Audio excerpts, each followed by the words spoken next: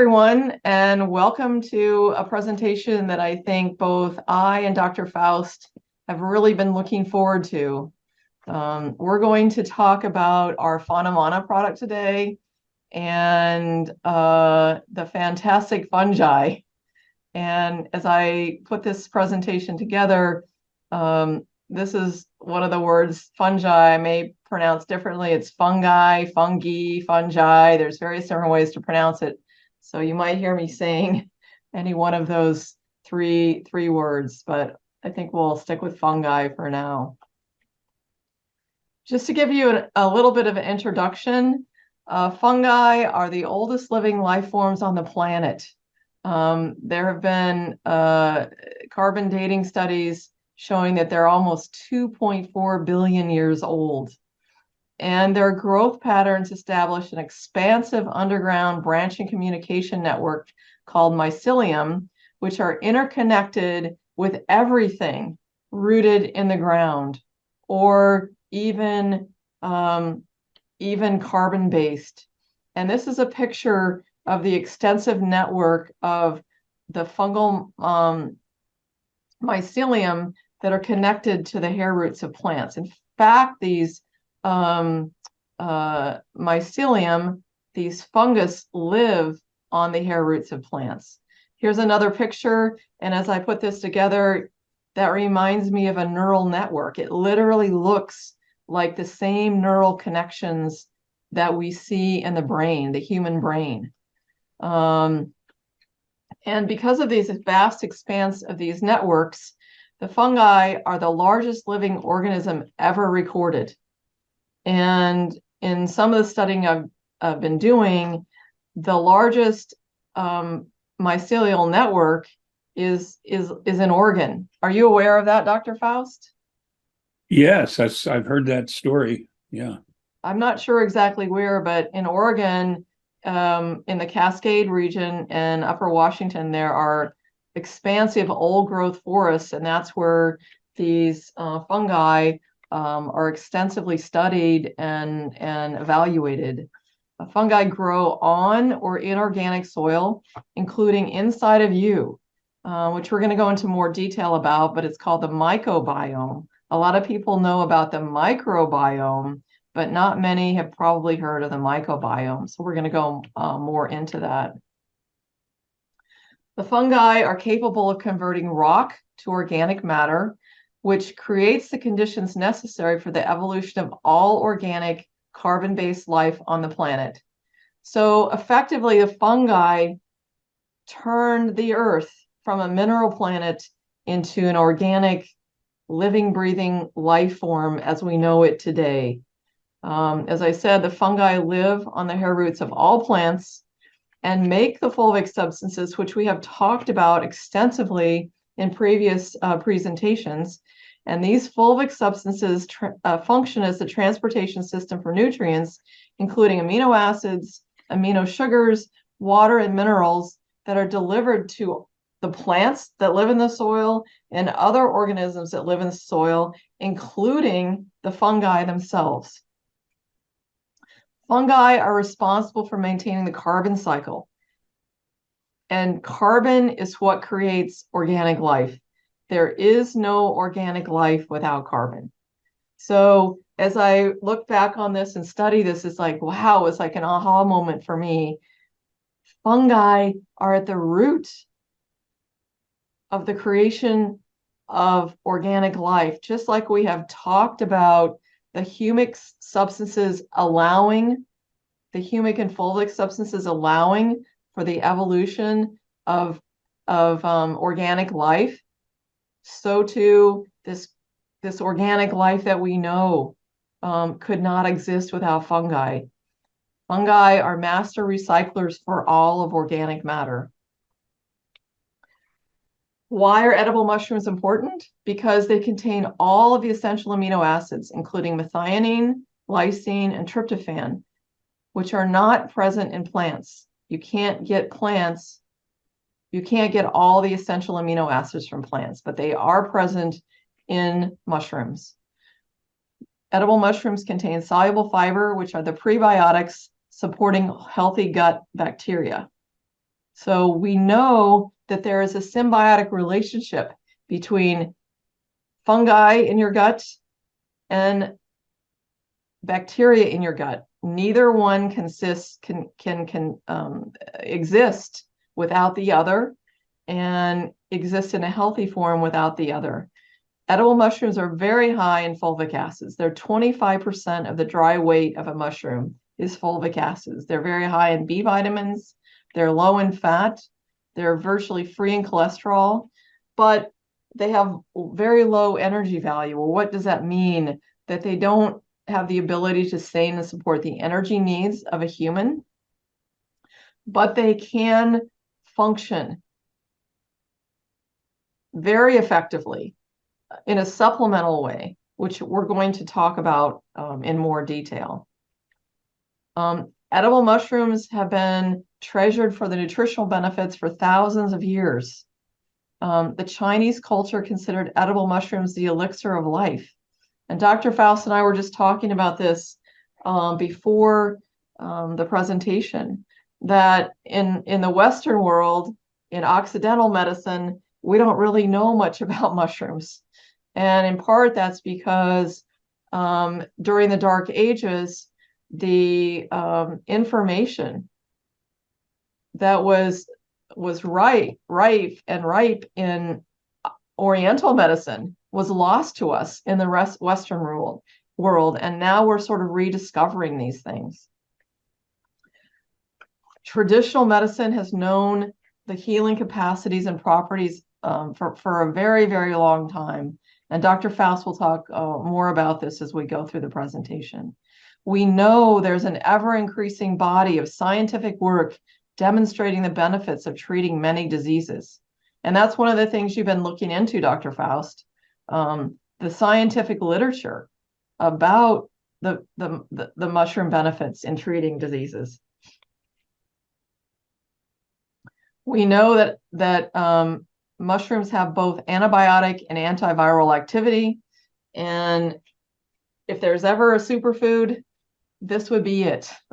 And I'll go more into that a little bit later as well. So I'd like to know from you, Dr. Faust, how you came up with Fauna Mana. How did you develop it? What were the concepts that you employed? What did you think was important in putting this together? Well, I was really motivated because of my own father ended up with prostate cancer, and I was concerned for my own well-being, you might say, and other people. And part of my PhD work was the mass production of the shiitake and then the extraction of lentinin, which is an anti-cancer compound. So I had background in mainly the commercial cultivation techniques that I developed. And a lot of the data that I got was from Japan, and I found out that they were using mushroom extracts from the lentinus, which is shiitake, as a immunopotentiating agent. In other words, their theory on cancer was the opposite of ours. Their theory was that if you enhance the immune system and all the components of the immune system, like helper cells, T helper cells, that was how you dealt with cancer. And so they had an injectable form extracted from these mushrooms, a shiitake mushroom, very popular mushroom in Japan. And based on that, I went a little deeper into the literature around the world and determined, like, what are the most potent anti-cancer substances, not just mushrooms, but in general. And then how are they synergistic to each other? So that's how I put the Fauna Mana together. It's based on research, which is plentiful. It's very plentiful now. Now we know right down to the real basic chemistry and biochemistry and even molecular genetics, why these things work. Back in the day, we just knew they worked based on clinical trials and, well, traditional use. Japan does not have a dairy food group. They weren't like into dairies and having cheese and milk, and they didn't have that. But they have a mushroom food group. And of course, mushrooms are a natural source of vitamin D and a whole range of other things, as we know today. And the Japanese had less cancer and other conditions, and they had a longer life expectancy. And I lived with the Japanese community in Hawaii, and it's a huge difference, a very dramatic difference in the health status between Japanese Hawaiians and Native Hawaiians, or us non-Native Hawaiian Europeans. So that was always impressive to me, the Japanese diet. But anyway, they have a Japanese part of their food is, big part of it is mushrooms. It's an important thing. They pay here in Oregon. People go out in the forest and pick maitake, which is pine mushroom. They sell them, they ship them to Japan, and sometimes they get as much as $1,000 a pound, because mushrooms are such an important part of the Japanese culture, that they'll pay that kind of money because it's a traditional mushroom that you eat in the fall. And it has amazing, health effects, tonic effects, etc. So I studied the literature, and I found out that green tea is also high in polyphenols. It has anti-cancer effect, well proven.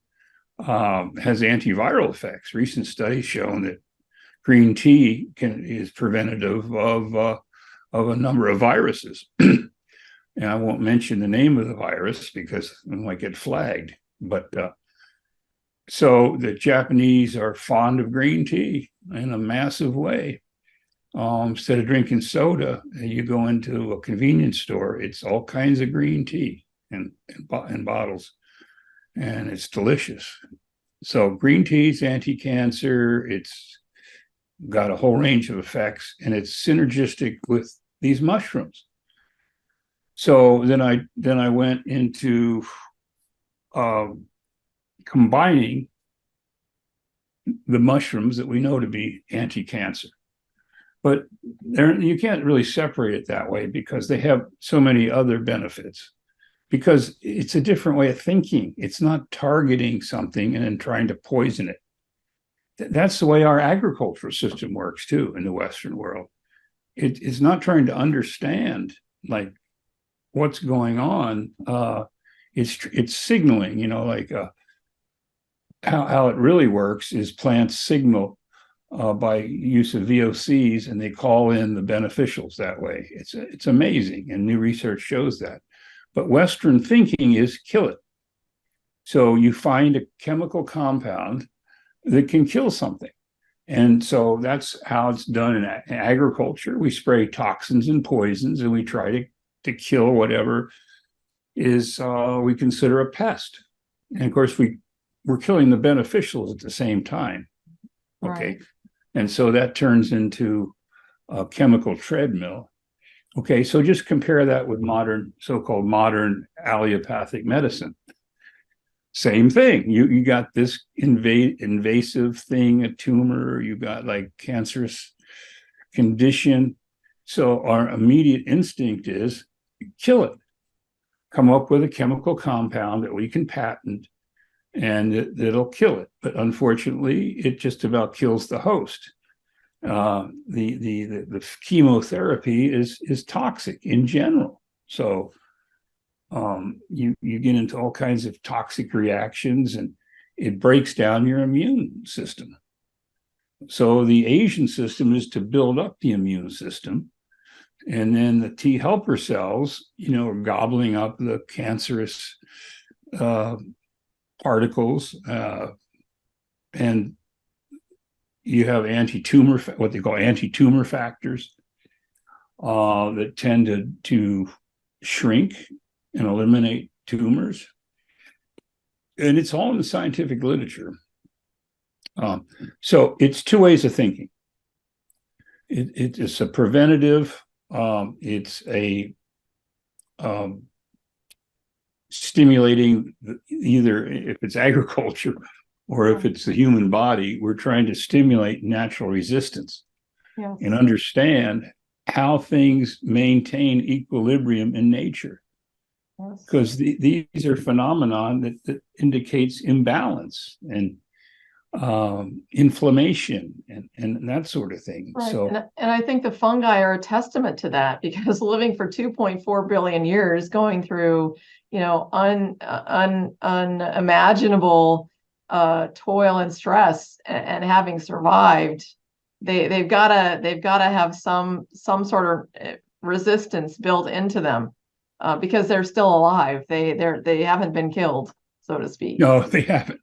And in fact, they have the ability to wage chemical warfare in the soil against any potential threat, which are many. That's why some of these mushrooms are bitter, have a bad smell or taste, or toxic in some way. But they tend to fight their battle underground. Now, we see a mushroom, and that's just the fruiting body that's releasing spores. The body of the mushroom is within the soil. It can be a large area, and it's usually associated with plant roots.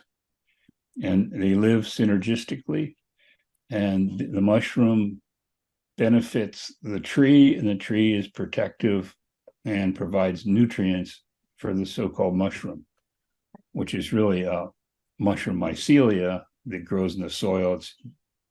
Sometimes it's no bigger than a human hair in terms of its diameter. So that's why it's microbiology, because the spores are practically invisible, and the actual body of the mushroom is a network within the soil, and it's an amazing thing. Right. And why are they beneficial to humans? Not because they want to, it's because they have to survive, and they produce compounds.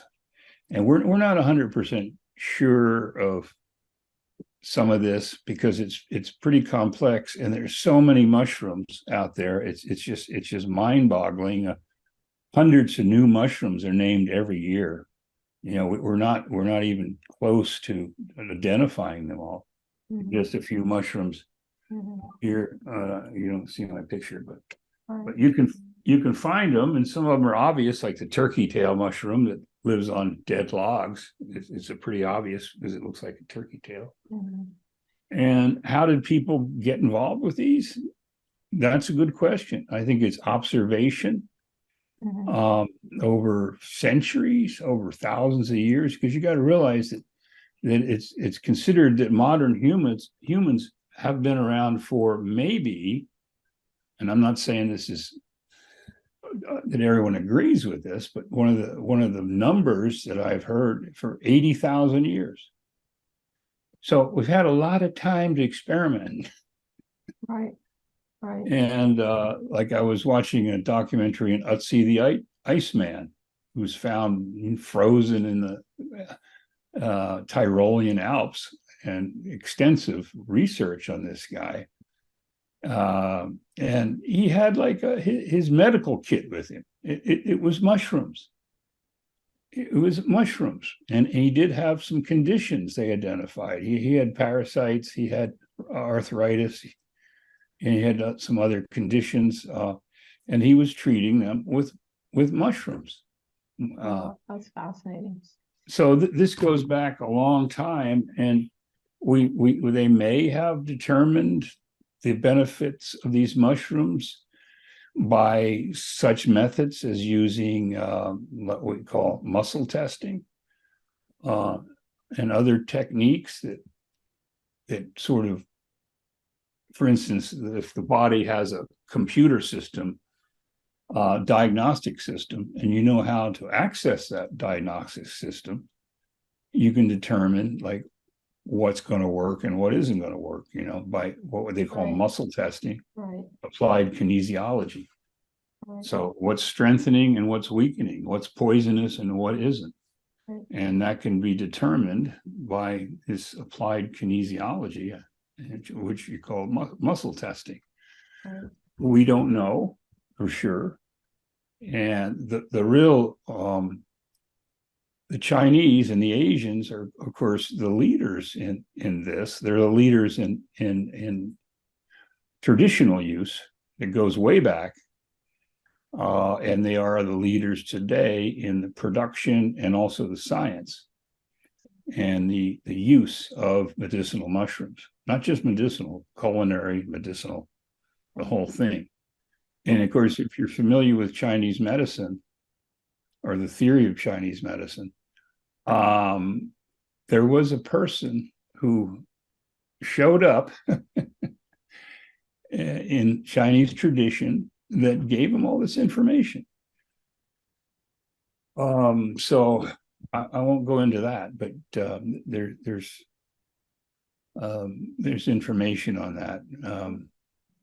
So there's a lot of mystery behind, how people learn to use mushrooms, because some of them are toxic. And so you have to know the difference. You really have to know what you're doing. And I'm sure way back when it was a matter of just like the caveman going out to pick berries and coming back. I think there were a lot of people who died from these experiments, but that's how they watched the animals. They knew which berries or which mushrooms the animals would eat, and then they figured that it was also safe for them to consume. So it was a matter of observation and experience. Yeah, it's observation, because the really choice mushrooms that are edible, frequently, if they're been in the ground a few days, they'll have maggots in them. There's insects in them. And the poisonous ones won't. Or you could feed a little piece of mushroom to a chicken or some other animal and find out if it survives. I did that yesterday by accident, and I was collecting mushrooms. I wasn't sure of a certain mushroom, and the chickens were hanging out, and I dropped a little piece and they immediately just gobbled it up. And I see they're still alive today. So I'm sure early man had similar techniques. But the point of the matter is, it's about our health. It's about our survival. And the medical profession and the big pharma and big ag in this country, it's really about a market. It's really about profit and investors, return to investment and all that stuff. We're not really trying to solve the problems. That's not, we want to solve problems, but only if it's profitable. And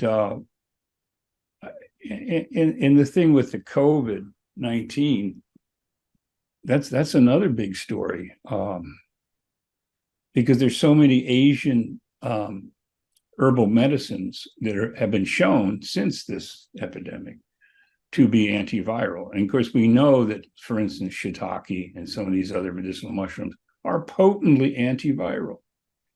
So, so it's all there. And if you want to benefit your health without getting onto the chemical treadmill of allopathic medicine, which sometimes frequently has a bad outcome, because these things haven't had a traditional use like mushrooms. They find out the hard way about some of these modern drugs.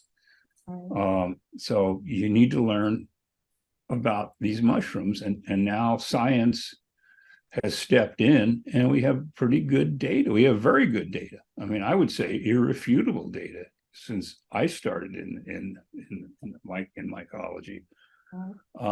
As far as I'm concerned, it's irrefutable data to the benefit of these medicinal mushrooms, and most of it's coming from Asia, not all. And we have a lot of that information on hand. And so that's how I put together the Fauna Mana. So you had the concepts, and then you had to choose the mushrooms. So we did some investigating and decided that we were going to use the mushroom extracts from the fruiting body, and we source organic one-to-one mushroom extracts from China. As Dr. Faust said, the techniques and understanding grew out of Chinese medicine, and these mushrooms are grown in the high Himalayas under optimal conditions, as we'll go into later. The mushrooms are tested for beta-glucans, which is the polysaccharide that's highest in the fruiting body, for ergosterol, which is the cholesterol in fungal membranes, and heavy metals. Then we chose chaga, cordyceps, shiitake, maitake, turkey tail, lion's mane, oyster, and tremella mushrooms. And we show this picture of how mushrooms develop. They actually develop from something called a bastidia, which is the spore. The spores drop on fertile ground. Then the hyphae develop, which are like the manufacturing plants of the fungi. These hyphae then meet and combine to create the hyphal mycelial networks, and then they become the fruiting body. And the medicinal compounds are found in the fruiting body, not the mycelium. The intelligence, however, is in the atoms that which form from the spores. As I said, we use certified organic extracts obtained from the whole fruiting body of the mushrooms, grown on substrate materials native to each mushroom. We find that mushroom products grown on grain are higher in starch and lower in one of the most important components, the beta-glucans, which are the soluble fibers which support a healthy microbiome in your gut. And when the mycelium are grown on grain, they can't be separated from the starch of the grain, so that starch becomes incorporated into the product itself. When we're using the fruiting bodies, then the mycelium is not used in the process. The first and most important of the mushrooms is the chaga mushroom, Chaga sclerotia, and it's called the king of medicinal mushrooms. It contains over 215 phytonutrients, glyconutrients, betulinic acid, polysaccharides, beta-glucans, triterpenoids, triterpenes, sterols, etc. And as Dr. Faust was saying, these substances have the capacity to stimulate the immune response, reduce inflammation, and multitask on so many levels. And you mentioned VOC earlier, Dr. Faust. These compounds that we talk about are organic chemicals. And you mentioned that they are what's supporting the immune stimulating and immune response. Could you explain VOC, or volatile organic chemicals, to our viewing audience? Yes, this is a very new subject, because we had no idea even 5 years ago what was going on. How do plants communicate? It's so fascinating that it's just hard to describe. But what it is, that specific fungi, and I'm working with one of them right now, along with the USDA ARS, that it looks like just a black slimy mold, but it produces VOCs, volatile organic compounds, that have an effect of signaling a plant. Okay, so we haven't even really identified what the compounds are within the VOCs, because it's a combination of various biochemicals, substances, some simple, some not so simple. And it affects the gene expression, let's say, molecular pathways within the plant. And then the plant either produces its own VOCs or activates a growth response, which is one of the ones we're working with right now, that stimulates tremendous amount of growth of the plant itself. So when we talk about you need a living soil to produce a healthy crop, well, maybe that's why, because a dead soil is not going to have any fungi that's going to release VOCs that are going to signal enhanced growth. And then we also find out that the plants themselves, under threat of mites or other or insects or diseases, emit a volatile organic compound, for instance, that signals beneficial insects. Like if a plant is infested with mites, like a spider mite, the plant, with the aid of fungi on the root system, like mycorrhizal fungi, releases a VOC that attracts the Persimolis mite, which is a predatory mite that comes in and cleans up the pest mites. So That's fascinating. this is on a very, very complex level. So these plants signal each other. So let's say one of them on the corner of the field is under attack by something, pathogen or an insect or a mite, and then it releases VOCs that not only call in beneficials, but activate the other plants in the field to go on the defensive. So humic substances or humic acids in the soil or organic matter, the end product of decomposition by fungi. And so you have a carbon matrix there that absorbs some of that chemistry that activates immune response. We've definitely found this out in fulvic acid in regards to cells. Let's just not say just plants, because it's not just plant cells, but the substances that are within fulvic acid, like polyphenols and tannins, specific tannins, which is what gives color to the mushroom. So you make a tea, you're going to have that tan color. You're going to have that.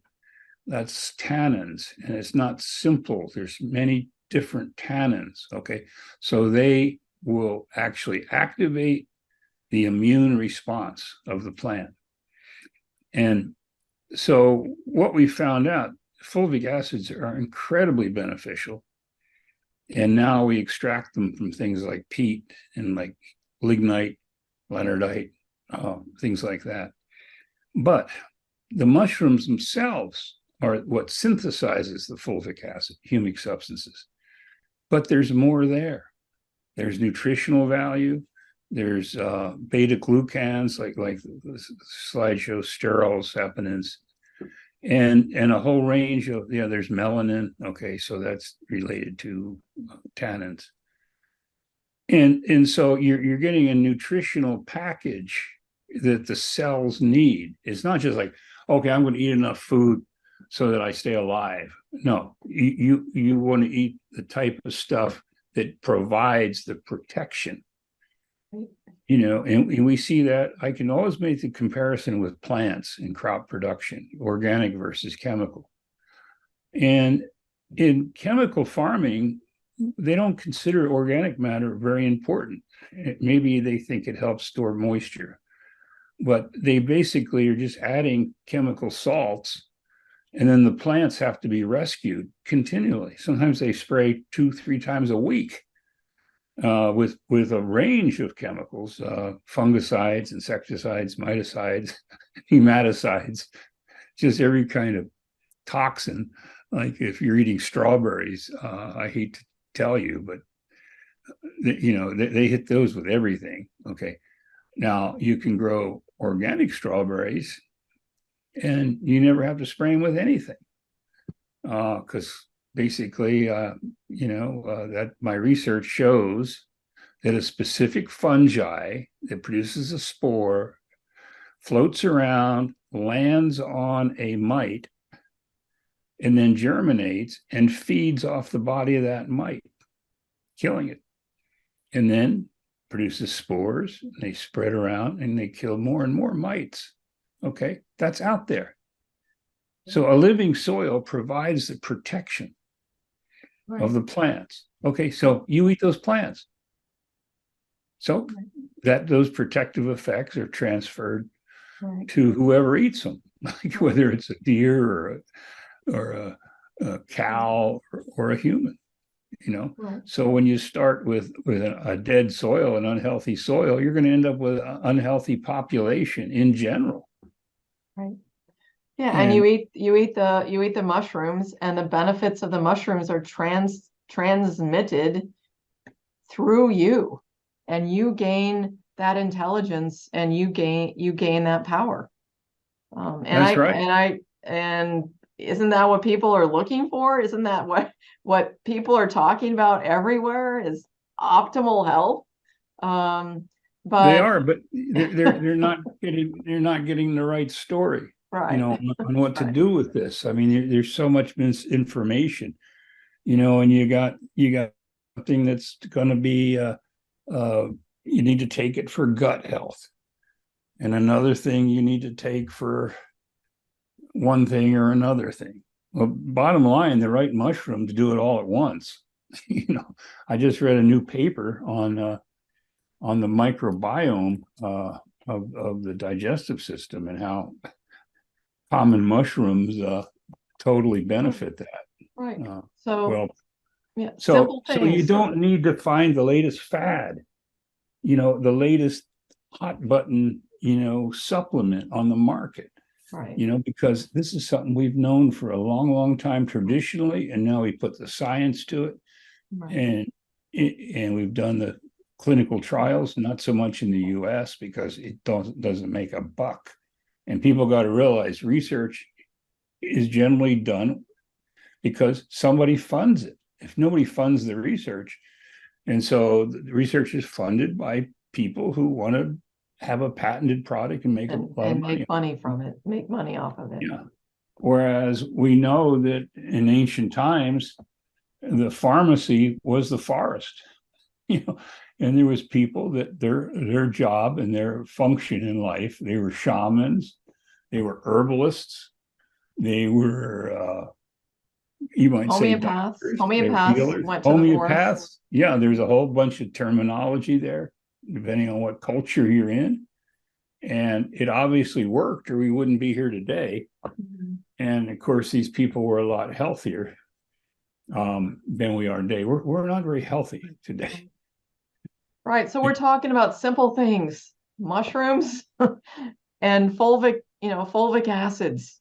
Yeah. And that gets to the root. That gets to the root of supporting your cells with everything they need for surviving. And then they, as the pharmacy inside of us as well, takes care of the rest. You know, you That's pretty much micromanage this. You know, I just like to get the point across here, you know, because I mean, if you can do the research yourself and go to do a search online to the NLM, which is National Institute of Health, although they have a disclaimer that they don't necessarily endorse the scientific papers they publish. But in the International Journal of Molecular Sciences, here it is: Medicinal Mushrooms, Bioactive Compounds, Use and Clinical Trials. 48 pages. So you can definitely do your own research, go online, do a search. You'll find it. You'll find many, many papers on the subject. Right. So, you know, we cannot claim benefits or healing or anything on these mushrooms because they're not FDA approved as pharmaceutical components. They're supplements. And so it's literally controlled by higher powers, whether we can tell the truth or not. And bottom line, we can't. But the scientific literature is out there for everybody to read. There's no secrets. There it is. Right. So you just have to learn as much as you can. Don't be low information and then just blow things off. Yeah, so we're starting you on the path with some basic information of why we've come to these conclusions, and ask you to, continue the journey for yourself. Yeah, and we're going to give you a big head start here, because here's the traditional uses of very ancient medicinal mushrooms found in Asia that are contained in our product Fauna Mana. And Fauna Mana, mana in Hawaiian and Polynesia means energy, vital force. Like in Asia, it might be chi or ki. It's difficult to define, but mana, power, vigor. And so fauna means animals. Right. And that's us. And it's really, cells are cells, genes are genes. It's not like human genes, animal genes, plant genes. It's a set of genes, and they build life. They build whatever organism it is. So people ask me, well, is this good for my pets? Well, yeah. Is it good for my, sure. And because we all have the same basic cellular makeup. These work on the cellular level. So yeah, here's the cordyceps. And these used to be worth their weight in gold, because you had to go out and harvest them. They grow on the body of an insect larva. And they're very unique. The athletes in China that did the endurance racing, the marathons, and won, I think the last Olympics, take the cordyceps mushroom. And it gives you a powerful mana, yin and yang energy. Modulate. So this is one of the traditional ones, and this is a big component in our Fauna Mana. It's the mana of the Fauna Mana. Right. So here's the shiitake you were talking about. Yeah. So and you went through some of this already. Yeah, they're available, in every supermarket. Well, at least around here. And we make the extract, these powders, which are from the fruiting body, are an important component of the Fauna Mana. But this is what started me down this road probably 40 years ago, 1986, when I wrote the paper. So they contain lentinin, which is shown to be, it's including pure beta-D-glucan called lentinin. Okay, so that is used in an injectable form in Japan as a cancer therapy. Yeah. And we know by published research that this lentinin has antioxidant effects and protects DNA from oxidative damage. Yeah. And they're an acquired taste. Once you get used to them, it's really a great addition. And that's why a lot of people make tea from our Fauna Mana, because it grows on them. It's got a nice flavor. I mean, you add it to coffee. I add these things to coffee, or anything. Yeah, Hannah, it's maitake. Yeah, this is highly sought after. I've been looking for this myself. I live in the old growth forest here, coastal range of Oregon. We got a lot of mushrooms. So maitake is one of the premier immune boosting foods available, and more. I mean, these things do. It's surprising now that the scientific research has come out, all the things they do. And it's because they have a storehouse of various beneficial substances they synthesize out of essentially raw organic matter. And of course, fulvic acid, humic acid, is always produced from the decomposition of organic matter, of specific types of organic matter, by fungi.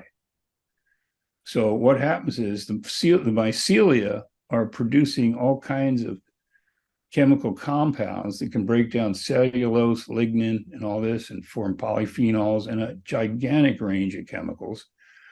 I think we've shown in modern testing methods 800 compounds, and we haven't identified all 800, but within large functional groups, quinones and phenols, and that we have that many. Now, here's another amazing mushroom, which people are looking for. You can produce these commercially, but amazing synthesis of nerve growth factor, boosting neurolite outgrowth. I mean, this could I'm just theorizing, but it could really go a long way to increase cognition, reduce memory loss. Right. Nowadays, I see all these memory loss clinics around here. Yeah. You know, and okay, well, here we go. There's a tremendous body of research now on lion's mane and the protection, not only the protection of nerve function, but the actual growth of new nerves. And this is, there's a new Alzheimer's drug that comes out about every 3 to 4 years, and there's never been one that's been shown to have any benefit. And here we have a mushroom that we know synthesizes nerve growth factor and can grow new neurons. So it's something to think about. That's for sure. That is for sure. Yeah, and here's one of my favorites because it's easy to identify and it's pretty common. And I have one right here. And so that's an important component of the Fauna Mana. And it's very interesting. It grows on dead logs, fallen trees and logs. It doesn't grow in the soil. It forms a mycelia within a log. So if we didn't have stuff like this, you'd have nothing but a bunch of logs laying in the forest. It would be a tangle, a mess. You know, these are crucial to break down wood into humus, into soil.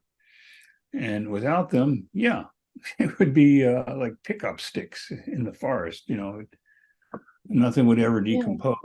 Yeah, they're the master composters. Yeah. And, there's research now, all sorts of research using mushrooms to clean up environmental waste.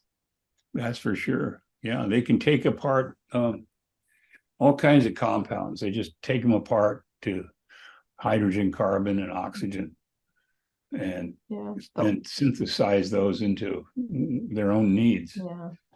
The oyster mushroom is fascinating. As I went through this, it's got lots of different benefits. Yes, I used to grow these, and I developed techniques to grow mass quantities of these. I thought it would catch on by now, but it's high in natural statins. It's been shown to lower cholesterol and triglycerides in animal studies. It's been found to have a relaxation effect on the smooth muscle of arterial walls, thus effectively lowering blood pressure. It's shown to be effective against drug-resistant E. coli and Staphylococcus infections, and against Candida overgrowth and Streptococcus or Enterococcus infection. Look at the drug resistance that we are facing in the world, and look at these mushrooms. Again, something to think about. Oyster mushrooms can exert both direct and indirect antiviral effects through immune-enhancing activity. Again, we're not killing anything, but we're supporting our own system to be strong, to be resilient, the way it's designed. And here's the tremolo mushroom for those of you that are worried about your skin and wrinkling. This is called the snow fungus. It's been known for centuries in Chinese medicine as something that will enhance the smoothness of the skin. It improves elasticity and brightens the complexion. It supports skin hydration. It's used in many moisturizing products. It's in our Fauna Mana product. Again, something to think about. Really.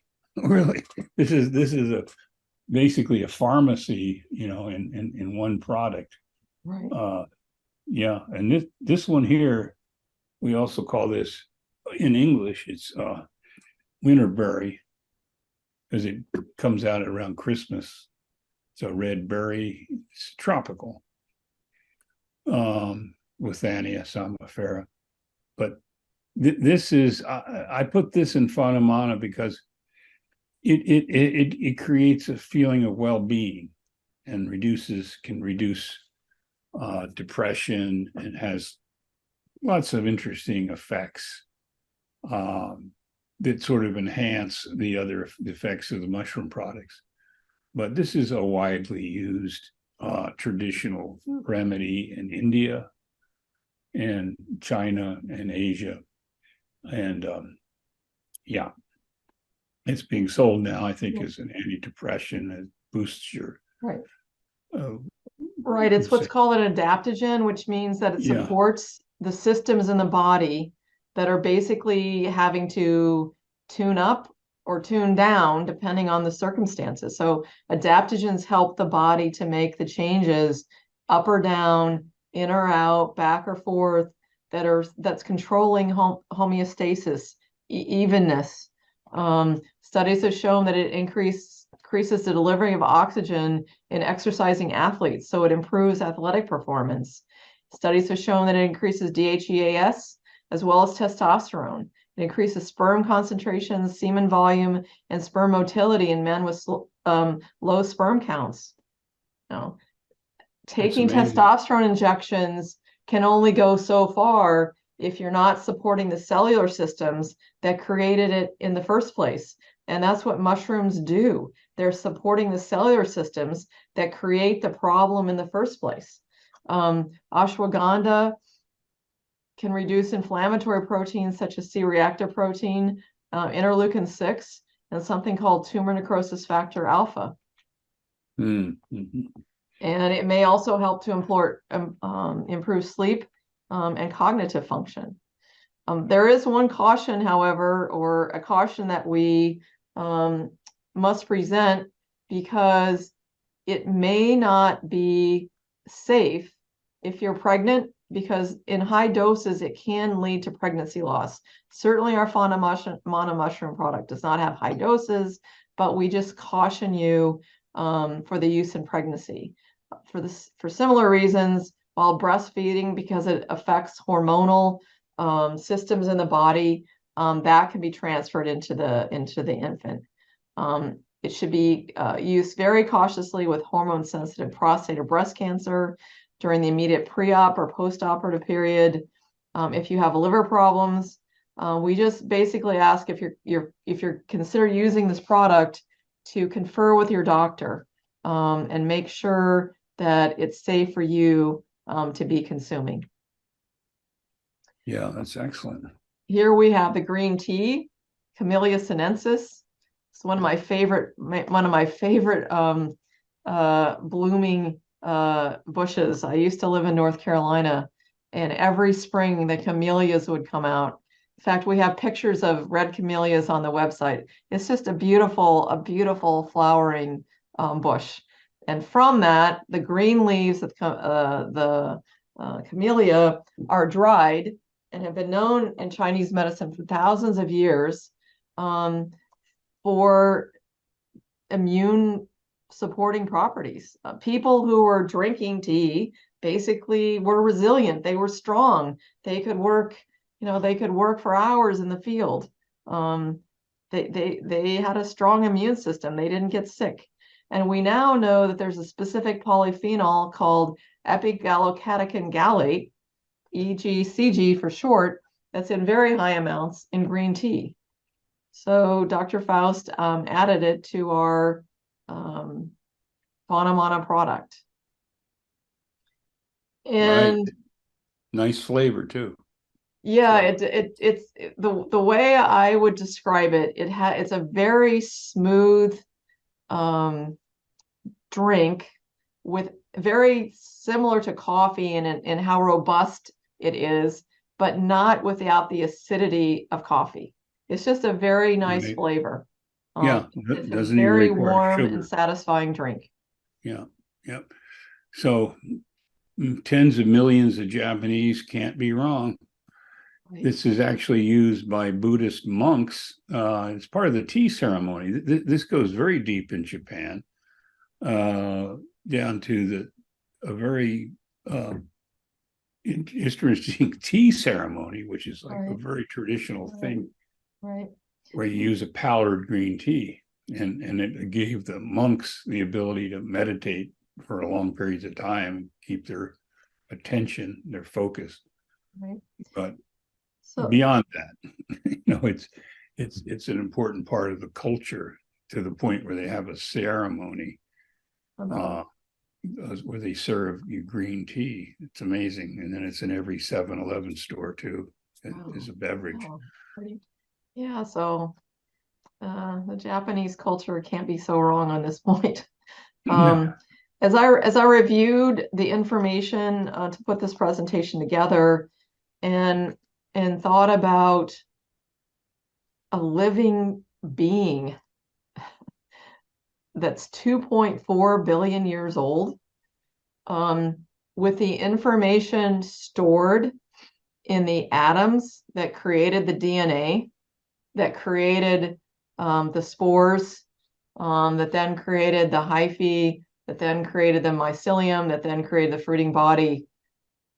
It's almost incomprehensible. But it's ultimately the atoms of all the ingredients in Fauna Mana that are being used in your cells. And Fauna Mana and the ingredients in it are fairly simple as ingredients go. They're not complex organic structures, but they are extremely complete in the benefits that they offer in terms of supporting organic life, which includes you as a human body. So since the intelligence is in the atoms, the closer we can get to the atoms, which is ultimately what our cells are using to construct and reconstruct and revive ourselves every day, the closer we can get to the atoms, the better the effect. So we can take guidance from Chinese medical practice and basic chemical principles, which applies heat to the product before consuming. Because if you don't cook these foods before you consume them, your body is going to have to cook them. And this wastes valuable energy that is necessary to keep your entire system working. Importantly, your liver, your kidneys, your heart, your lungs, and your brain, while your digestive process is functioning. So that's why we put these nutrients, these substances into powders, and ask you to brew them as a tea and then consume as a hot beverage. That's how you get the most benefits. And as a review, we know that the fungi are the oldest living life forms on the planet. The intelligence has been programmed for survival in incredibly harsh conditions, including droughts, floods, and pestilence. We cannot see the fungi. We cannot see these mycelial networks for the most part below the surface, only unless you dig into the soil, which I'm sure you have seen over the course of your life many times, Dr. Faust. Fungi are master chemists. They are architects of an unbelievable web of communication and cooperation, a living example, really, of the interconnectedness of all of us between all living things. Human beings are not separate from this.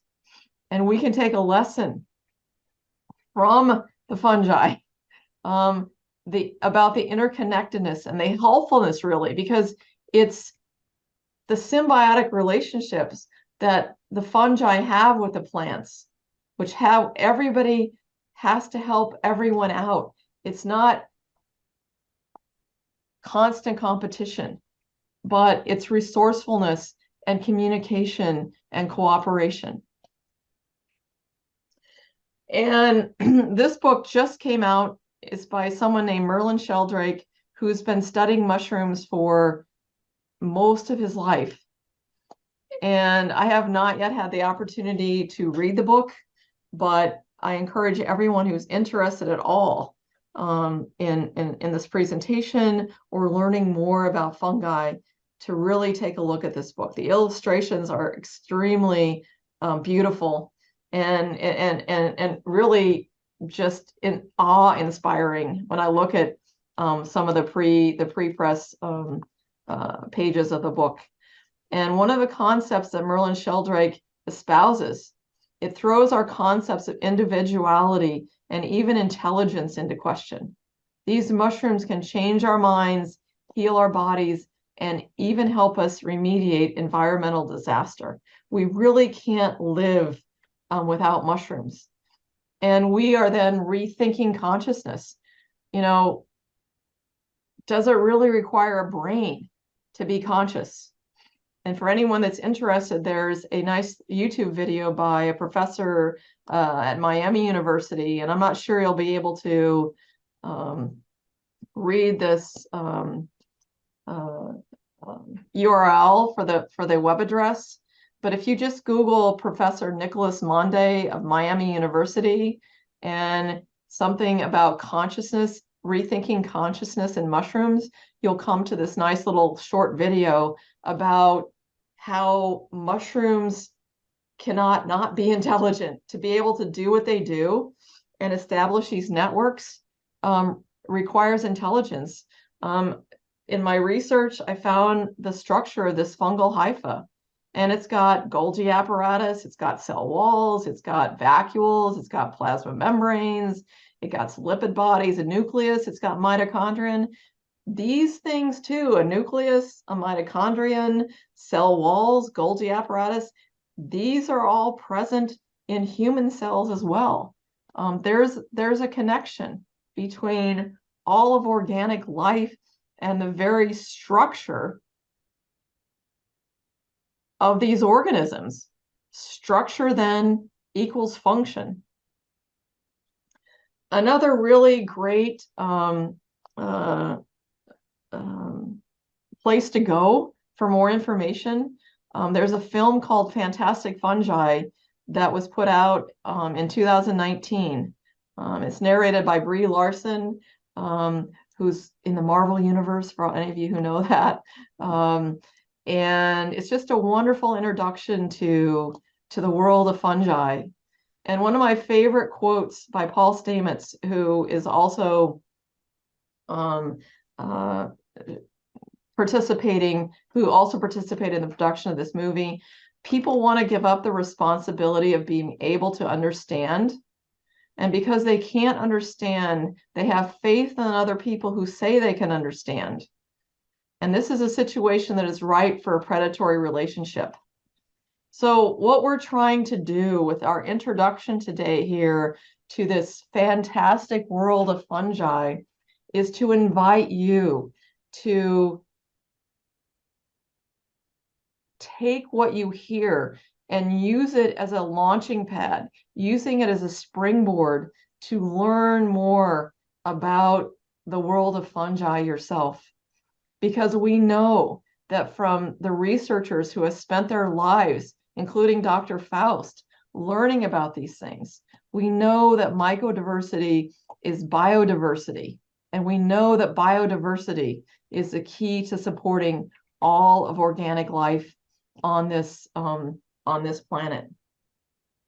And so we hope that we've instilled in you a desire to learn more and to have an experience with our mushroom product, or any mushroom product for that matter. But we think we put a pretty good product together that encompasses tremendous value in a really small package. Have an experience with this, and let your experience be your teacher and your guide. The Germans have a word for this. It's called Kennen. There's another word called Wissen. Wissen is book learning, if you will. It's learning facts. It's spending time in books. It's learning details. But Kennen is having a personal experience. Kennen is knowledge that you've gained from a personal experience. And once you've had an experience of something, you will never forget it. So it's the experience of life itself that is our teacher and our guide. And have an experience with these fantastic fungi and connect more to the function of your body and how it too is this fantastic instrument. I mean, that doesn't even really do it justice, but this fantastic instrument that through intelligence of nature can do so many wonderful things for us. But it does have to be nourished in a specific way to be strong and to be resilient.